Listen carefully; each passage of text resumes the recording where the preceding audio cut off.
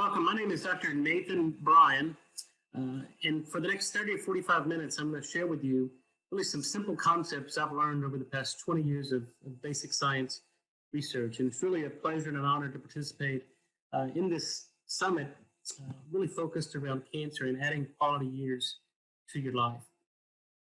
So my objectives over the next 30, 45 minutes is to educate and inform on why people get sick, describe why the current medical paradigm must and will change, and then share with you key learnings you can hopefully implement or adopt for your own health.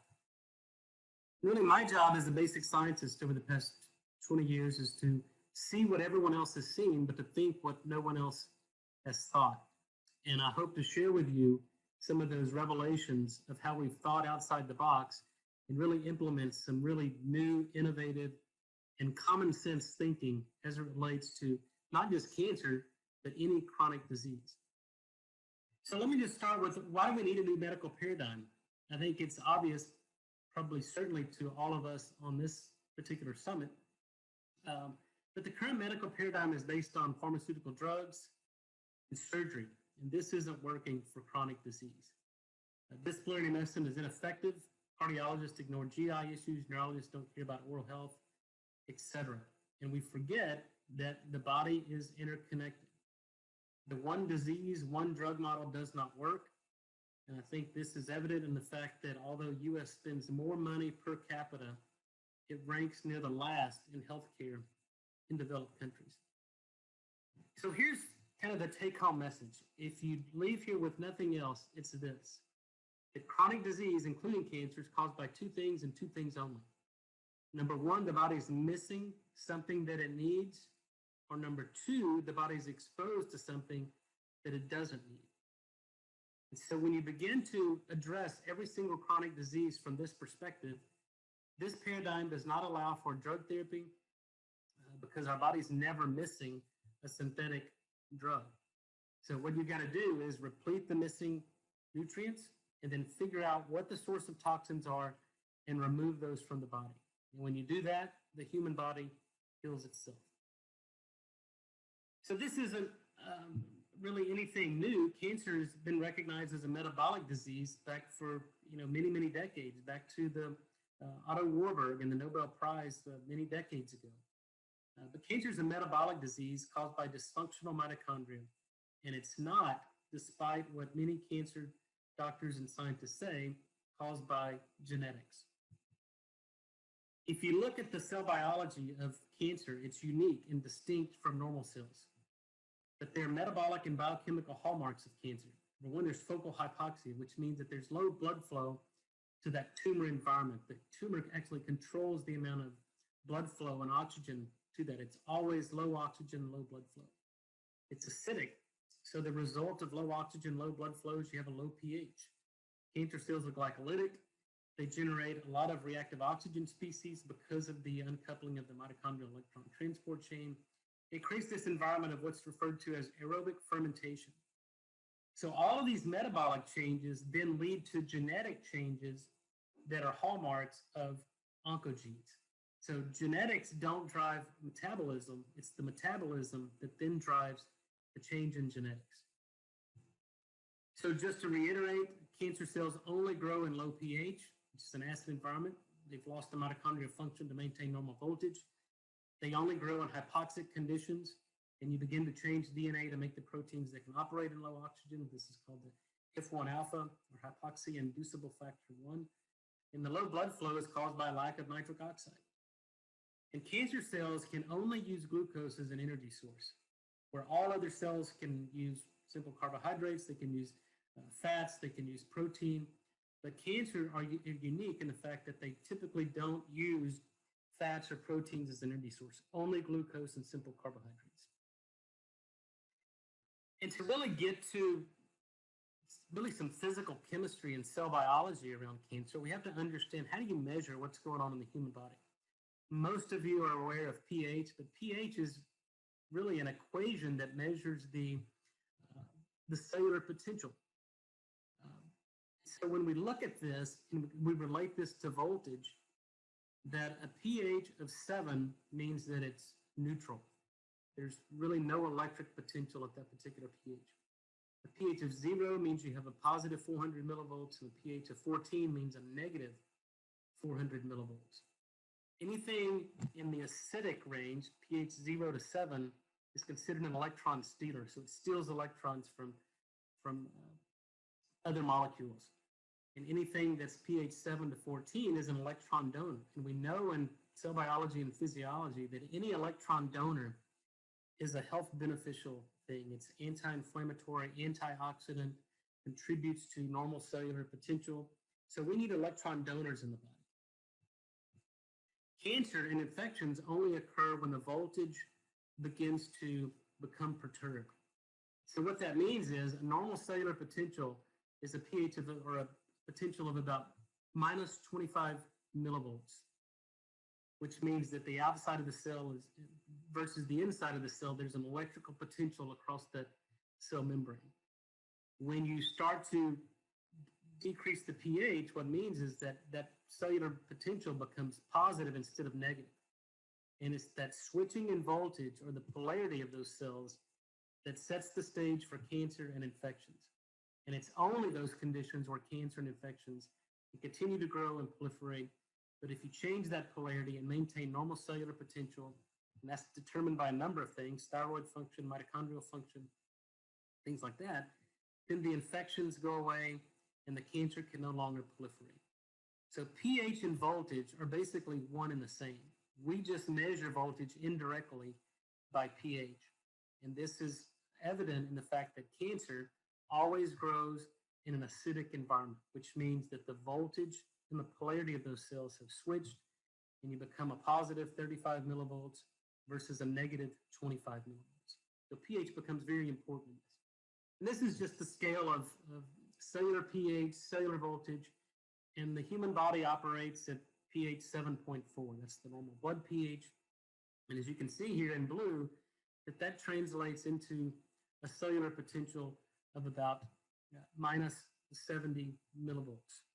Or the cellular pH here, 7.4 is minus 25 millivolts. That's the normal potential of a cell. But if you have an infection in your body that's basically draining the voltage and the energy, then that basically changes the cellular potential and goes from negative to positive, low pH, and those are the conditions that are hallmarks of cancer. And so what you have to do, and I think this is why cancer treatment has been so ineffective for decades, is that no one ever controls or even considers the electrical potential of those cancer cells and then employs strategies to fix the underlying voltage. And this is a lot of work from Jerry Tennant, who some of you may be familiar with, but Dr. Tennant has really put the pieces of the puzzle together. The human body is electric, meaning that there's kind of superconductors that take energy from one part of the body to the other. And these superconductors are known as fascia. And if you go back to traditional Chinese medicine and acupuncture medicine, that's how the energy flows in the human body. And so these fascia are the superconductors that allow for the electrons to flow, for voltage to be transmitted from one organ to the next. And all these organs are wired as Tesla circuits. So again, all of our organs are connected. So the lung is connected to the large intestines, the heart's connected to certain organs. And so that's why you have to look at the body as a whole, and you can't ignore or focus specifically on one organ because everything is connected. The problem is that there's a disruption in this connectivity that allows the voltage to, the electrons to transfer from one organ to the next, and these organs become dysfunctional, disease sets in, and that's the basis for many chronic disease. The interesting thing over the past really several decades has become apparent to me is the role of dental infections and oral infections in chronic disease. The oral systemic link has been known for many, many years, meaning that the people with periodontal disease and gingivitis have a higher incidence of heart attack and stroke. But now this connection between chronic oral infections and cancer really makes sense when you think about this in terms of electrical conductance. So teeth may be considered kind of the circuit breakers of all these acupuncture meridians. So if you've got an infection in one of these teeth, then that circuit breaker becomes tripped, if you will, and no voltage, no electrons, no electricity goes through these circuits, and then these meridians or these circuits fail. So depending upon where you have an infected tooth or a root canal tooth, on that particular meridian, those organs begin to fail. And I'll take you into the practical application of this because death is really defined by loss of electrical activity, whether it's an EKG and looking at the electrical activity of the heart, or it's an EEG and looking at the brainwave activity, the electrical activity of the brain. But it's not a light switch. What happens is the human body is a battery. And just like a flashlight, you start to see that light become dimmer, dimmer, and dimmer until finally there's no light at all. Our human body is exactly the same. The problem is we don't listen to our body. People realize that their batteries are getting low. They become lethargic. They can't do the things that they did before. They're losing their memory. They develop exercise fatigue. This really is a revelation of a loss of voltage in those batteries. And then you reach to some point where those batteries no longer have any voltage to them and you flatline, and that's death. So we have to pay attention to our body when we start to realize that our light may be a little bit dimmer, and we need to recognize what's in our body that's causing the drainage of this voltage and what can we do to restore normal voltage, normal electrical activity. And when you do that, the body heals itself. If we go back to the causes of cancer, cancer specifically, it's only three things. It's nutrient deficiency. Most of the time it's iodine and CoQ10, so it leads to mitochondrial dysfunction. It's exposure to toxins, whether it's aspartame, artificial sweeteners, whether it's asbestos and mesothelioma, smoking and lung cancer, aflatoxins and liver cancer, mercury amalgams, dental infections. All of these lead to mitochondrial dysfunction. The mitochondria then can no longer maintain normal cellular potential. You develop low blood flow, and that low voltage, low pH, low oxygen creates the perfect environment for cancer cells to begin, proliferate, form solid tumors, become metastatic, and basically lead to terminal cancer and death. So how do you treat cancer? Well, I think you have to recognize what's the offending agent. Do you have some type of viral infection? Do you have an infected tooth that may be asymptomatic? Are you missing particular nutrients? Provide nutritional support. Remove any dental infections. The first thing I do when I see a dental or a cancer patient who comes to me for a consult is send them to a dentist and do a 3D cone beam scan, see if there's any radiolucency in a root canal tooth that's maybe an asymptomatic infection, and then get that removed, clean up the infection. Then you got to starve cancer of glucose, ketogenic diet, caloric restriction. And really the goal is to maintain a fasting glucose less than 60 and keep your ketones over 2. This then illustrates you're in a strictly ketogenic state and you can selectively starve cancer of glucose and its energy source. So let's go back to this and really put this in practical application. So cancer only occurs when the voltage drops to plus 30 millivolts. Again, it goes from minus 20 millivolts in normal healthy cells, and then it goes to a plus 30 millivolts, which is, as you can see down here, that's a pH of about 5.6. And if you were to look inside an active cancer cell or a tumor, it's a hypoxic, acidic environment. So if you just ask yourself, what caused this breast cancer? And this is an illustration of inflammatory breast cancer. And again, you have to take a little different approach and say, what is in our body that's draining the voltage in this particular meridian that feeds the breast? And if you look at the dental chart and look at these teeth here that are connected to that particular meridian, this particular lady had 4 root canals in these 4 teeth that serve that particular meridian. And so you send her to the dentist, you get the root canals teeth extracted, you get the infection cleaned up, and lo and behold, the cancer goes away. And in fact, there's some data out there. I mean, there's not a lot of robust data because no one ever looks at the association between oral infections and breast cancer, or prostate cancer, any type of cancer for that matter. Because in epidemiology, you look at the time of exposure and then the onset of disease. And this isn't like the next week or the next day or the next year. Sometimes this takes many years, sometimes decades to develop into cancer. And people forget about a root canal they had 10, 15 years ago and how it relates to the cancer they present with today. So chronic disease, including cancer, is caused by two things. The body's missing something that it needs, or the body's exposed to something that it doesn't need. So how do you maintain good blood flow and nutrients to support mitochondrial function? Well, it all begins with regulation of blood flow.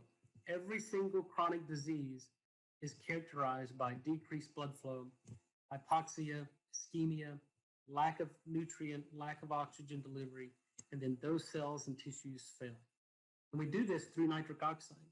And that's really been kind of my area of expertise for the past 20 years. But nitric oxide is extremely important. This was a quote by Val Fuster, that the discovery of nitric oxide and its function is one of the most important in the history of cardiovascular medicine. And we can understand this going back to many, many centuries, that a man is as old as his arteries. And you can see that the older we get, we start to get plaque and fat deposition under the lining of the blood vessel. This creates oxidative stress, immune dysfunction, and inflammation. That over time, this plaque becomes unstable and it ruptures, and that's a heart attack or stroke, ischemic stroke, depending on which blood vessel it is. But if you can maintain normal nitric oxide production, you can prevent this plaque deposition and inflammation that's hallmarks of cardiovascular disease. But if you start to lose nitric oxide, the loss of nitric oxide precedes these structural changes by many, many years, sometimes decades. So you have to maintain normal nitric oxide production to prevent this vascular disease that leads to low blood flow, low oxygen, low pH. The other thing you can do is look at basic non-invasive imaging. These are SPECT scans. And in a SPECT scan, it's basically looking at blood flow or circulation to certain regions. In this particular case, it's the brain. This comes from Daniel Amen's work. But a healthy brain, you can see here, there's good contour to it, meaning that there's good blood flow to all regions of the brain. But if you take an unhealthy brain, this happens to be an older gentleman with an addictive disorder, you can see that there's holes in the brain. I mean, there's loss of regulation of blood flow to those particular regions of the brain. And it's a common characteristic of any neurological disease, and for that matter, whether it's Alzheimer's, Parkinson's, bipolar disease, there's always a lack of regulation of blood flow. So every single chronic disease is characterized by decreased blood flow to the affected organ. If you can restore blood flow and perfusion to those specific regions of the body, you can correct that condition. So how do you restore blood flow and perfusion to any organ or tissue in the body? Again, nitric oxide. Nitric oxide is another interesting characteristic of nitric oxide is it's a free radical, meaning that it has an unpaired electron in its outer orbital. And it basically becomes an electron donor. And going back several slides back, you remember that electron donors are very beneficial, anti-inflammatory, antioxidant. And so this explains a lot of the health benefits of nitric oxide. The problem is the older we get, the less nitric oxide we make.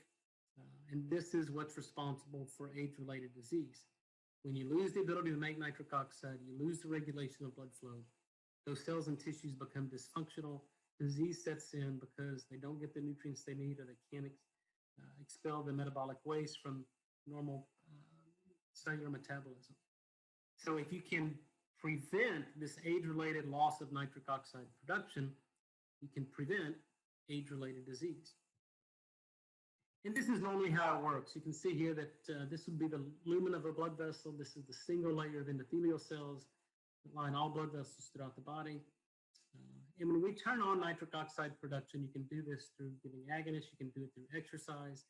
And this enzyme, nitric oxide synthase, generates nitric oxide gas, diffuses into this underlying smooth muscle, where it activates an enzyme called guanylyl cyclase. This leads to an accumulation of cyclic GMP, and this causes smooth muscle relaxation. And it's drugs like VAG or PD5 inhibitors that prevent the breakdown of cyclic GMP. So these are obviously very successful drugs to treat erectile dysfunction, which basically leads to a chronic state of vasodilation, so you can engorge that particular organ with blood flow. So these drugs work downstream of nitric oxide and shows you how important blood flow is to get normal function, whether it's sexual function in the sex organs or whether it's cardiac function in the heart. You need sufficient blood flow for any organ or any tissue to work properly. And if you look at the earliest stages of vascular disease, you can see it's when monocytes and neutrophils start basically sticking to the lining of the blood vessel. They migrate through, they elicit this immune response. And this is the plaque that builds up that I showed you in the cartoon earlier. But it's also recognized that if you can prevent this early inflammatory response where monocytes and neutrophils are sticking to the lining of the blood vessel, then you can prevent this whole progression of cardiovascular disease. And that's illustrated here. This is real-time intravital microscopy of an inflammatory diet. You can see here white blood cells, monocytes and neutrophils are sticking to the lining of the blood vessel. Several have migrated through, and this is a heightened state of vascular inflammation. However, if we give that same atherogenic diet, but we provide the body what it needs and give an exogenous source of nitric oxide, you can see here these white blood cells don't stick and they don't migrate through. So with nitric oxide, you can completely suppress and inhibit the inflammatory response to a poor diet. And that's where diet comes in, because let food be thy medicine and medicine be thy food. It's, Hippocrates, the father of modern medicine, made this revelation centuries ago, and it still holds true today. But the interesting thing, again, it comes back to oral health, is that you need the oral bacteria, specifically as it relates to nitric oxide production, to utilize components in the diet to make nitric oxide. And this study here by a group out of London shows that if you give mouthwash for 7 days, you can see that blood pressure goes up. This is a very profound observation. You give mouthwash, it causes an increase in systemic blood pressure. This made sense to us because the human genome is only 23,000 genes.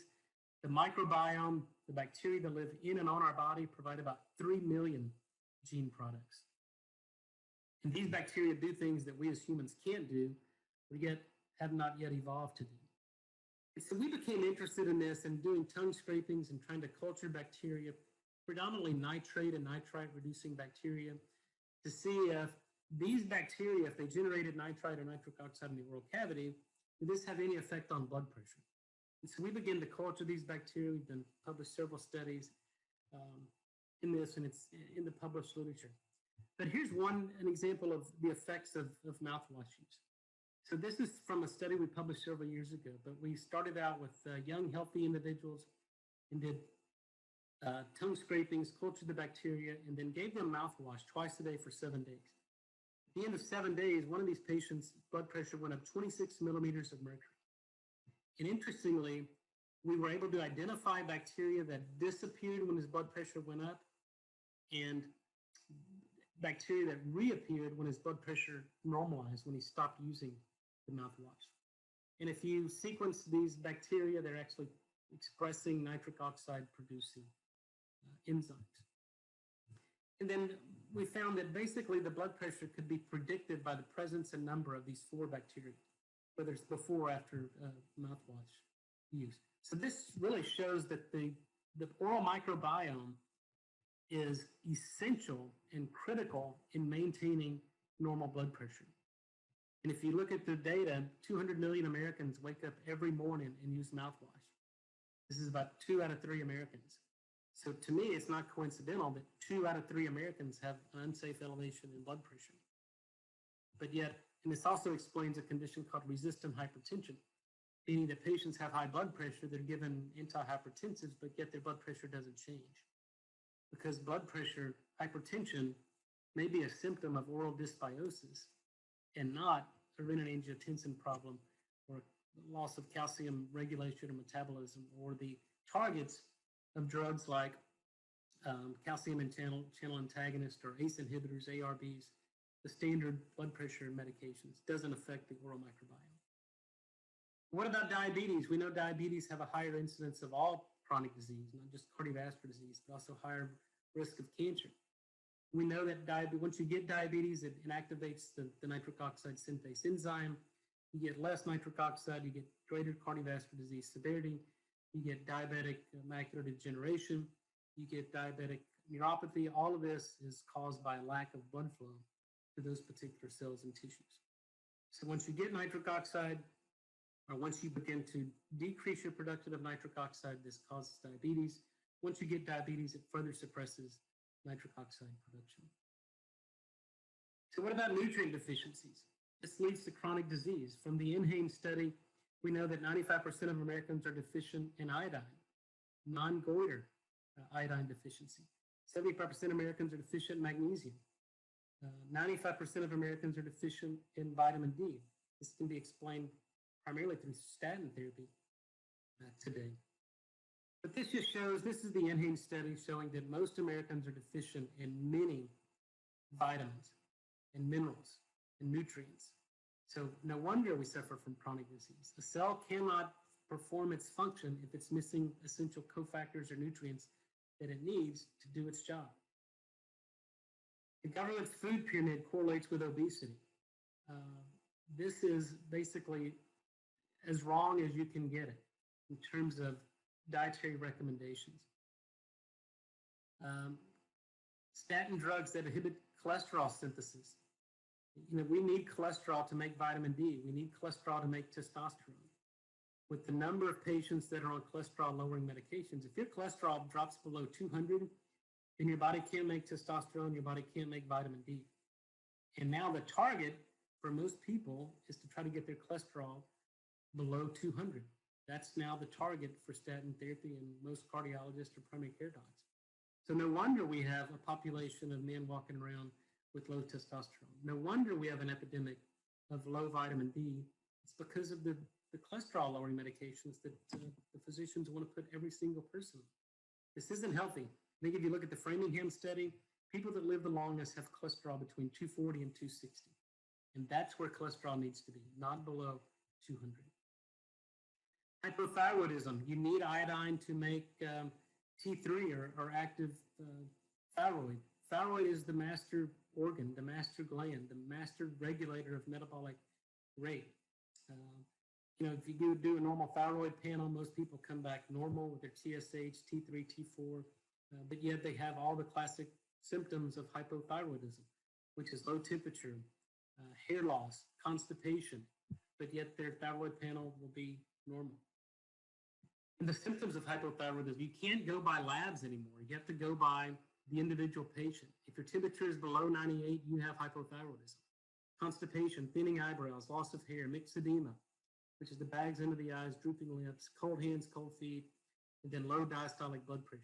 If your diastolic blood pressure is in the 60s, then you have hypothyroidism, regardless of what your TSH, T3, T4 labs may tell you. And if we look at what interacts or interferes with thyroid function, it's things like fluoride, chlorine, bromine. These are halogens on the periodic table. These are the most oxidizing agents there are based on where they are in the periodic table. And if you look at the fluorinated water that's in municipal water, chlorinated water that's in the pool, bromine in things like Mountain Dew, Subway bread, we're exposed to this, and we're basically competing with iodine for binding to the thyroid hormone. So we're deficient in iodine, but yet we're taking in fluoride, fluorine, chloride, chlorine, bromine, and basically shutting down our thyroid function. The other important consideration is stomach acid. There are over 200 million prescriptions written for antacids, proton pump inhibitors. That doesn't even count the number of products that are sold over the counter that inhibit stomach acid. We learned in basically high school biology that you need stomach acid to break down proteins into amino acids. And our body then absorbs amino acids. Our body's not designed to absorb proteins. That basically elicits an immune response. So the way that normal digestion is supposed to work is when you eat a steak or you eat fish or even plants, there are proteins in there. Then that acid environment in the stomach breaks down, turns pepsinogen into pepsin, which then breaks down proteins into amino acids. These amino acids go downstream, they're absorbed, and then the body uses these amino acids to make human proteins. But when the body can't make stomach acid because you're on proton pump inhibitors or other antacids, then you can't break down proteins into amino acids, and then your body tries to get rid of this because it sees it as a foreign substance, and you get reflux. It's trying to get rid of this foreign body out of the stomach. And then you develop gastroesophageal reflux disease, The doctors put you on other antacids, and it perpetuates this whole problem. So there are a number of things that happen here. Number one, you can't absorb, without stomach acid, you can't absorb things like iron, zinc, B vitamins, and become nutrient deficient. The other thing is your body can't make nitric oxide, which causes low blood flow, poor circulation of the body.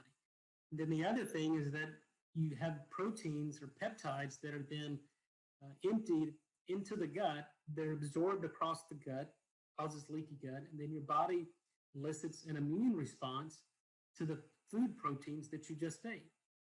So in people that don't have stomach acid, after a meal, they get almost like flu-like symptoms. They get lethargy, they get body aches, and it's basically your immune system acting on these undigested proteins that are caused by insufficient stomach acid production.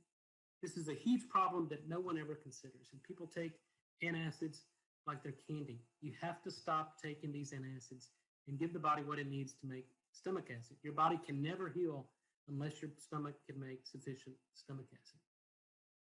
But what does it take to make stomach acid? You need iodine, zinc, B vitamins. And what did I tell you? Without stomach acid, you don't absorb iodine, zinc, B vitamins. So it's a perpetual feed-forward system whereby people are chronically ill simply because they may not have stomach acid. So what do you got to do? You got to supplement with iodine. You got to supplement with zinc. You got to supplement with B vitamins. And then allow those cells, those parietal cells in the stomach, what they need to make stomach acid. And then once your body can make stomach acid, you can break down proteins into amino acids. A lot of times gastroesophageal reflux disease goes away. Nitric oxide production is restored, and people get better. And basically, total body pH is regulated through this gastric emptying. You need this acid load from the stomach into the duodenum to stimulate sodium bicarb release from the pancreas. Without this acid dump into the duodenum from the stomach, you don't get bicarb release. And basically, you lose control of total body pH regulation. And that's just illustrated here, that you need this bicarb, and basically that dump causes a change in voltage to minus 57 millivolts. But again, without the acidification from the stomach acid, this does not work. So low body voltage and allergies due to lack of stomach acid. This process of low voltage and food allergies starts because of lack of stomach acid. Lack of stomach acid starts with lack of iodine, because you can't absorb it. Most people are deficient in it because the only source of iodine in the American diet is iodized salt or seaweed. So how do you treat this? You give iodine, zinc, and B1, and you can take betaine hydrochloride or apple cider vinegar before each meal to acidify the lumen of the stomach. Now, what about toxins? So if we can replete the missing nutrients, that's very simple. It's just good nutrition. Now, toxins are a little bit more of an investigative procedure. You have to understand and start looking where the toxins are. The most common causes of toxins in the human body that lead to chronic disease and cancer are infected root canals. Metals, mercury amalgam fillings, environmental toxins, herbicides, pesticides, petroleum products, and municipal drinking water. So if you have a chronic disease, have cancer, go to a good dentist who can look at root canals, see if they're infected.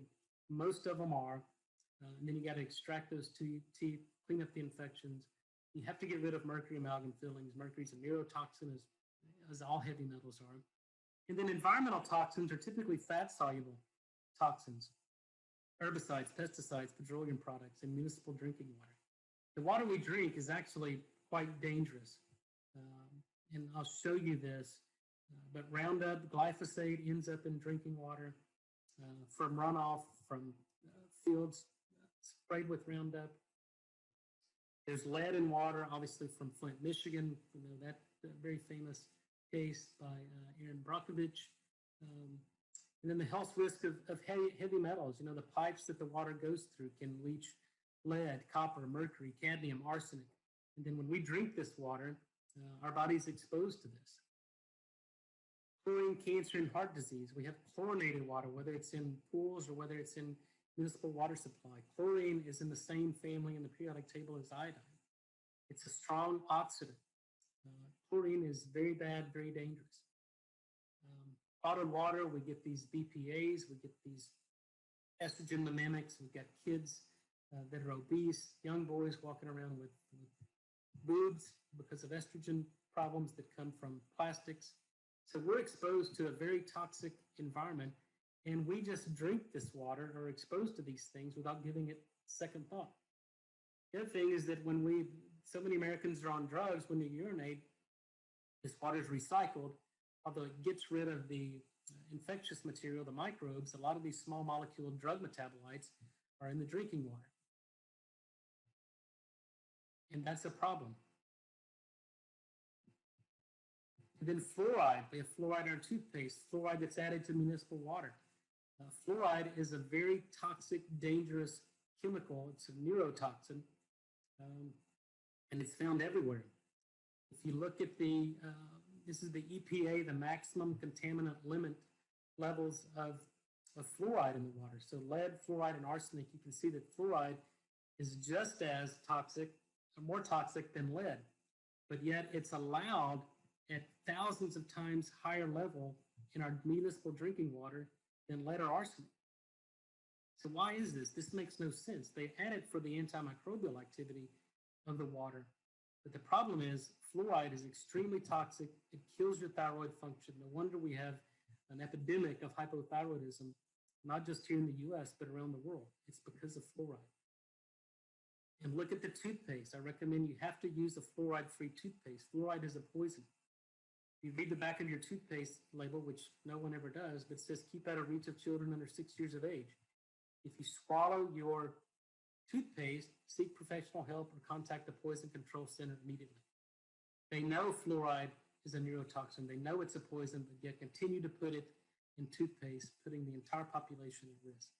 So if you're using mouthwash, you have to stop. If you're using a fluoride toothpaste, you have to stop. If you don't have a water purification system going into your home that removes fluoride and chlorine and all these contaminants in your drinking water, you have to do that. The other thing that we take for granted is bathing. Bathing in municipal water. You know, we heat the water up to sometimes 105, 110 degrees. That basically vaporizes a lot of the chloride and chlorine and fluoride in the product, and you create, they become vapors that you then take up and they get in your lungs and basically absorb much faster than they would transdermal.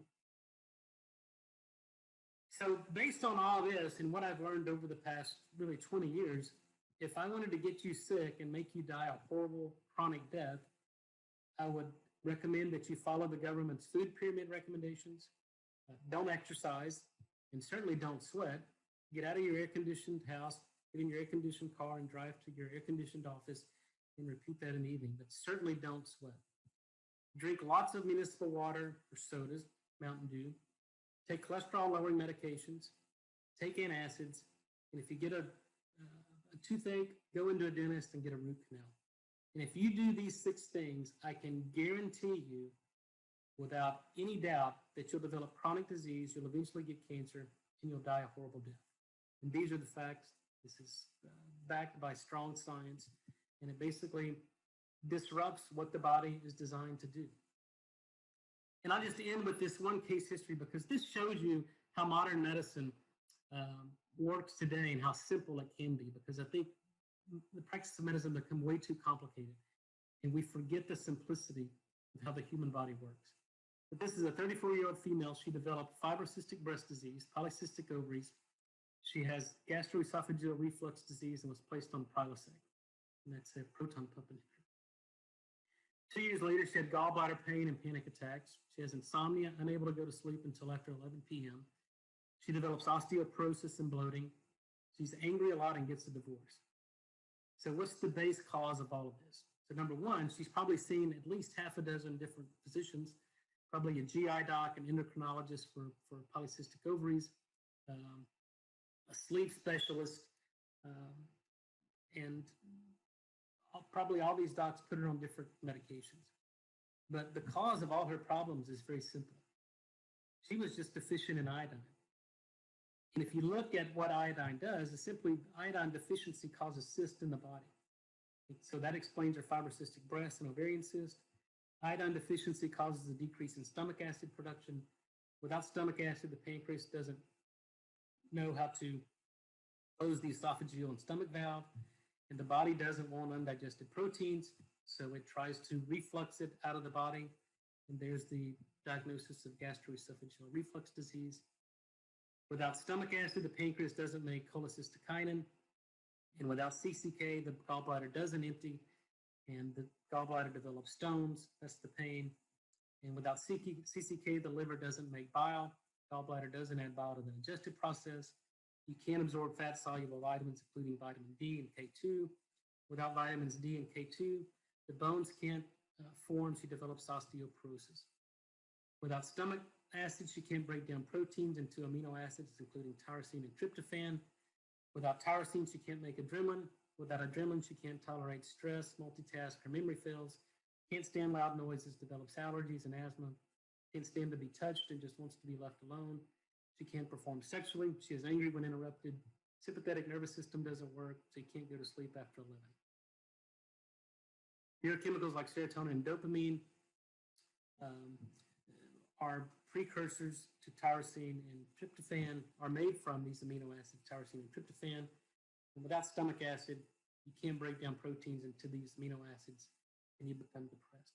So this multi-systemic disease and symptoms that seemed like this lady was completely off track and had to go see many specialists was caused by a single nutrient deficiency of iodine. So hopefully this has been helpful and really opened your eyes to think a little bit differently. But it's really very simple. People get sick for two reasons. The body's missing something that it needs, or it's exposed to something that it doesn't need. So identify what you're missing, replete it back through good nutrition, and then recognize what the sources of exposure of toxicity is. Do you have root canals? If you do, I recommend you go get those checked out and get the infections cleaned up. Chemicals, do you work in the oil field? Do you work Department of Transportation, or you're a farmer, a rancher that puts out herbicides and pesticides? Do you live in a city next to a cell tower? These EMFs are turning out to be very dangerous and disrupts the frequency of normal cell metabolism. But all of this results in a loss of regulation of blood flow. So the recommendation is replete missing nutrients, detox the body. Infrared sauna, I sit in infrared sauna every day. It allows you to sweat. The red light is actually helps with mitochondrial function. Drink clean water, bathe in clean water, and clean up the infections. And if you do this, the body heals itself. So with that, I'll leave you with a couple of references. In my latest book, Functional Nitric Oxide Nutrition, got a medical textbook that's a more in-depth, kind of a professional read that I edited with Joe Lascalzo. I've got an educational website, drnathansbryan.com. There's some educational videos on there. I do a monthly blog, and so I encourage you to keep up with that. Then those of you who have any questions, just please send me an email. I'll always try to respond, although sometimes it's slow because I get so many emails. But with that, I thank you very much for your attention. I hope this has been helpful, and it's certainly an honor and a privilege for me to come on and share with you my learnings over the past 20 years. Thank you very much.